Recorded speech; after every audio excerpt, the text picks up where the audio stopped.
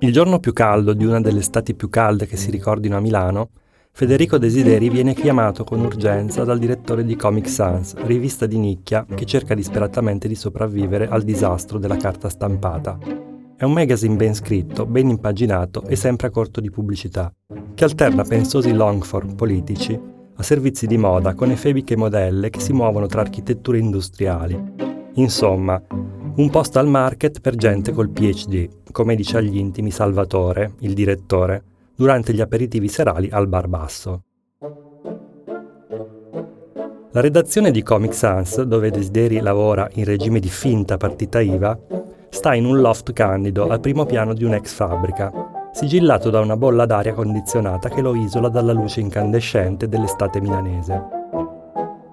Quando sono arrivati loro, un paio d'anni fa, al piano terra c'era ancora un vecchio bar di periferia, presto trasformato in uno spazio di coworking, dove adesso scintilla una distesa di laptop argentei, come i nuovi grattacieli che sorgono uno dopo l'altro in città, e dove diversi giovani dall'area nord europea, ma in realtà del sud Italia, digitano sui tasti servo-assistiti di quei computer che i genitori hanno finanziato, con grande fiducia nei figli e nel futuro loro, di quella città e di quella nazione.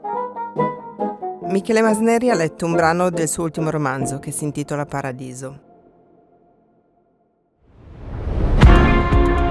Sono Silvia Nuccini e questo è Voce ai Libri, un podcast prodotto da Cora Media in collaborazione con Intesa San Paolo On Air. Per non perdere gli episodi di Voce ai Libri, clicca il tasto Segui e attiva la campanella. E se ti va, metti 5 stelline su Spotify.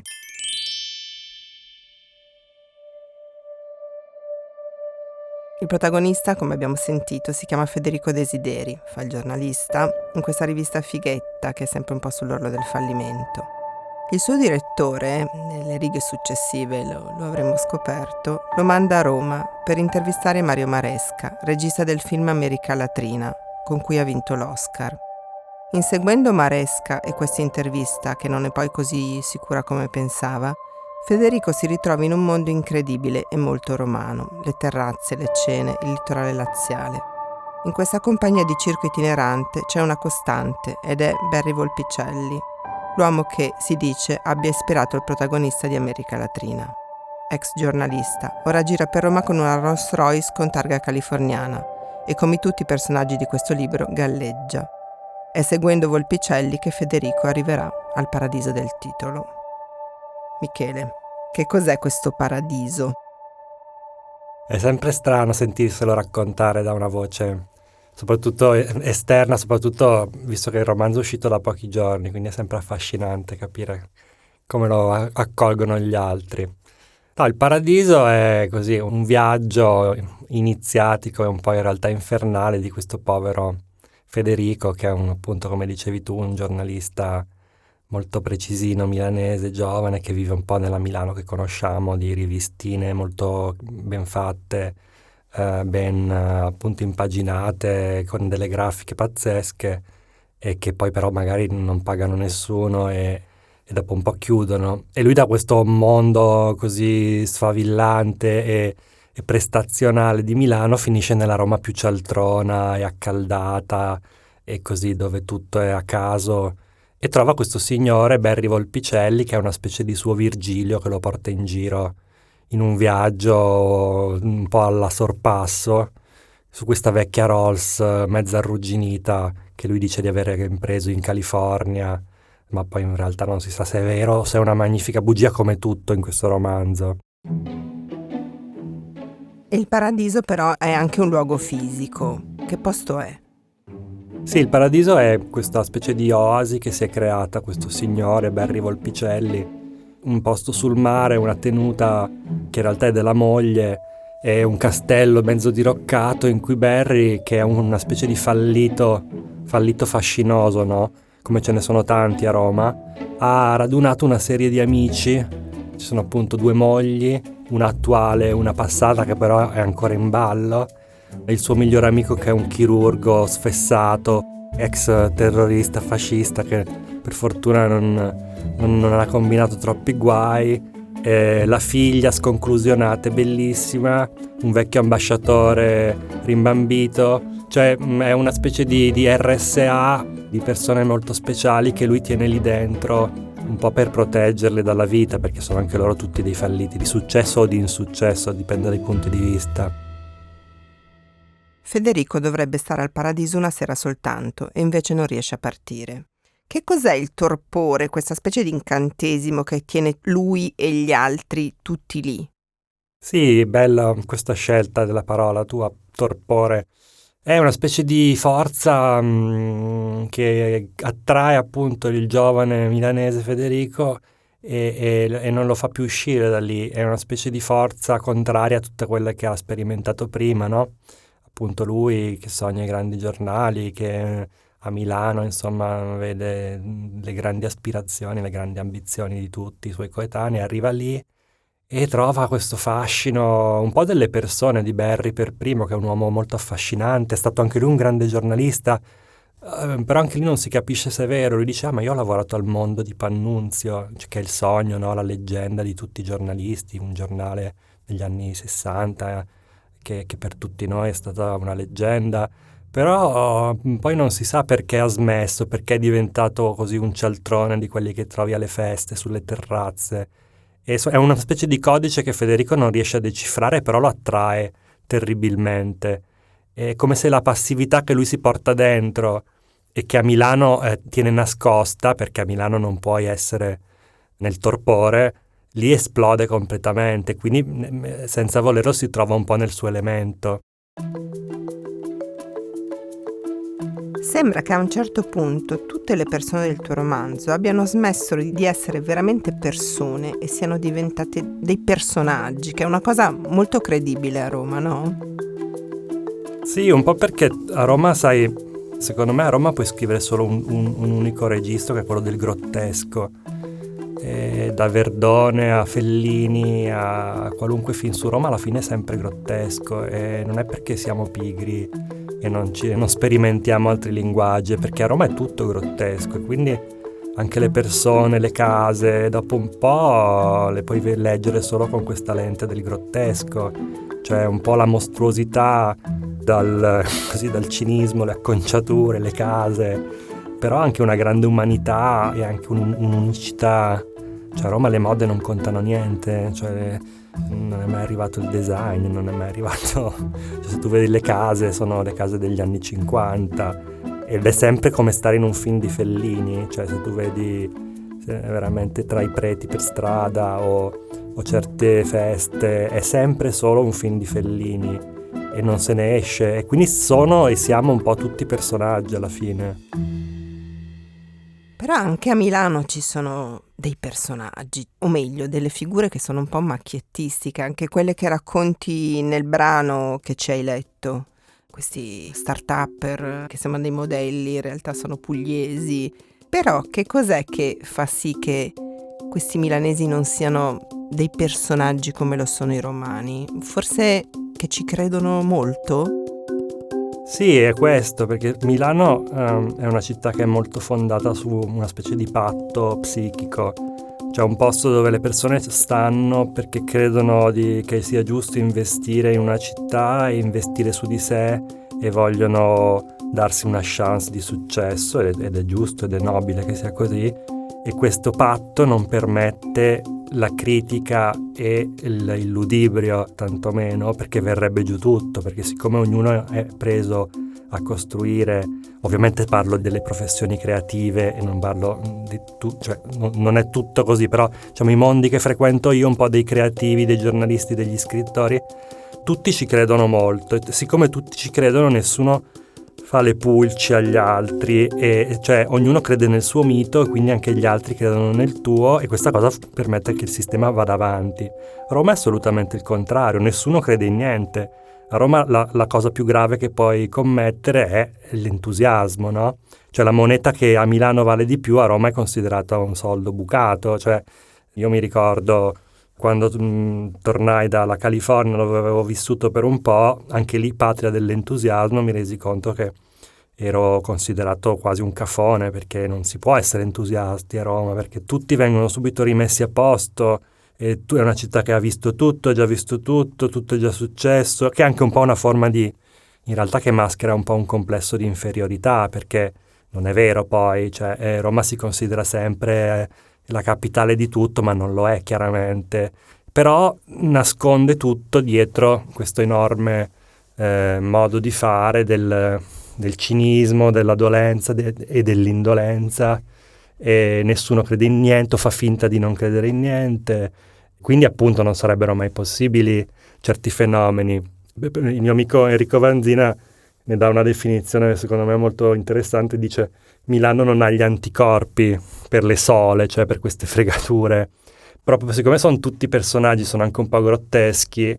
Se ti arriva lo start-up che ti dice ho la mia vision e la mia business plan, gli ridi in faccia. A Milano invece tutti lo prendono sul serio e quindi lo prendi sul serio anche tu. Anche Tania Finazzer si prende molto sul serio. È l'influencer che spacchetta insieme alla sua filippina Pamela, che in realtà non fa la colf. Mavi, che è la seconda moglie di Barry e castellana di questo paradiso, la invita da lei sperando di rendere il posto cool. Com'è il clash culturale e generazionale tra questi due mondi, questa Roma decadente e l'influencer? Sì, diciamo che questa idea mi è venuta mentre stavo scrivendo la fine del romanzo, però mi sembrava un perfetto clash, appunto come dicevi tu, tra il mondo romano dei vecchi ricchi nobili scalcagnati senza soldi e invece l'epitome della milanesità rampante, cioè un influencer o meglio creator come si dice oggi. E quindi in realtà poi mi sono ispirato a un caso vero, perché un paio d'anni fa ci fu Chiara Ferragni che andò a visitare il Giardino dei Tarocchi, che è questo museo all'aperto di queste sculture fatte da Niki de Senfal, che era un'artista commissionata dai Caracciolo a Capalbio, che era un museo che pochissimi conoscevano, e dopo questa visita è diventato, non so, uno dei posti più visitati d'Italia, perché poi a cascata tutti gli influencer vanno a visitarlo e si fanno i selfie, perché è un posto molto instagrammabile. E c'era stato questo clash tra appunto il luogo, le persone, eccetera, e questi milanesi arrembanti che arrivavano, quindi mi divertiva a mettere in scena questo rapporto strano. In quest'area mortifera c'è, appunto, ne abbiamo già un pochino accennato, questo tema del giornalismo, no? Abbiamo detto che Volpicelli era forse un reporter bravissimo che si è completamente perso. Federico sogna un mestiere ma si ritrova a fare interviste un po' assurde, marchette e nel futuro c'è Giovanni che incontrerà Federico per fare un podcast.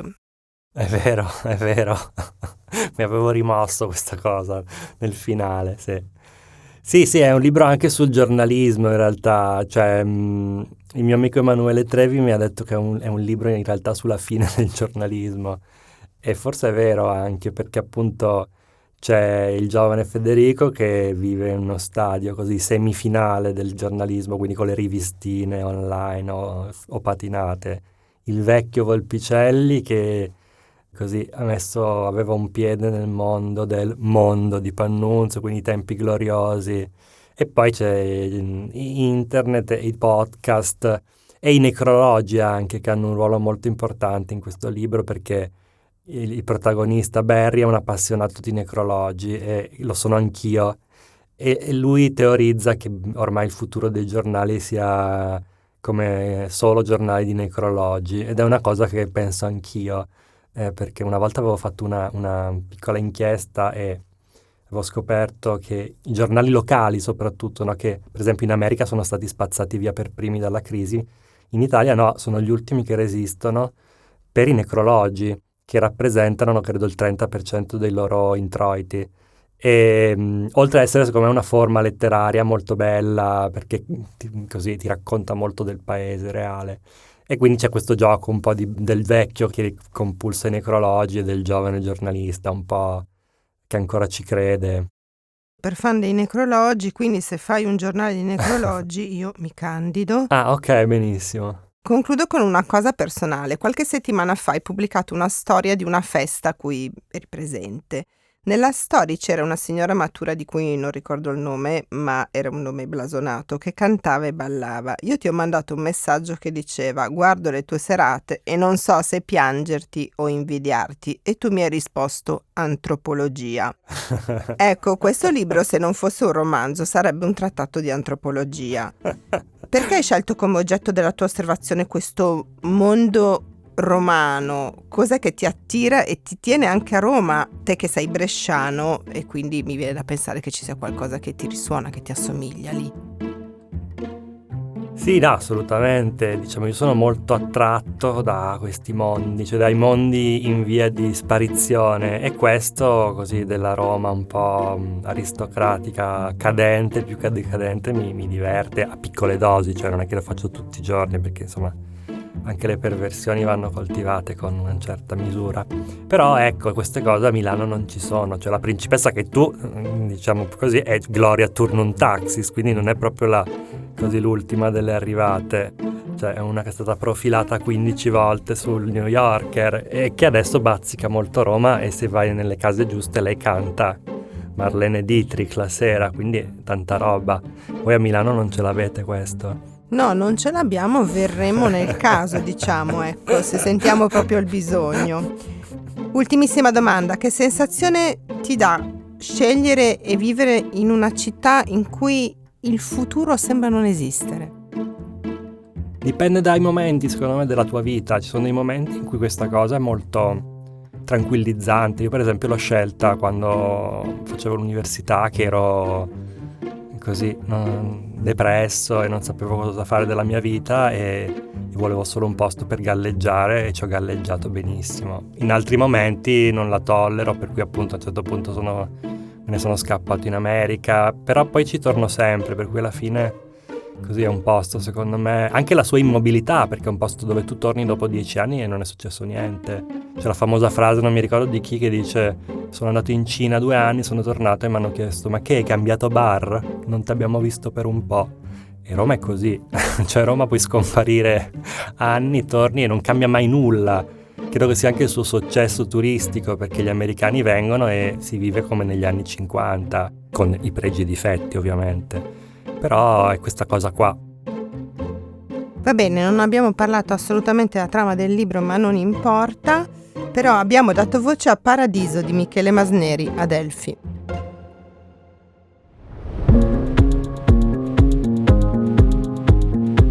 Voce ai libri è un podcast di Cora News, prodotto da Cora Media, in collaborazione con Intesa San Paolo On Air. È scritto da Silvia Nuccini. La cura editoriale è di Francesca Milano. La supervisione del suono e della musica è di Luca Micheli. La post-produzione e il montaggio sono di Aurora Ricci. Il fonico di studio è Luca Possi. Il producer è Alex Peverengo.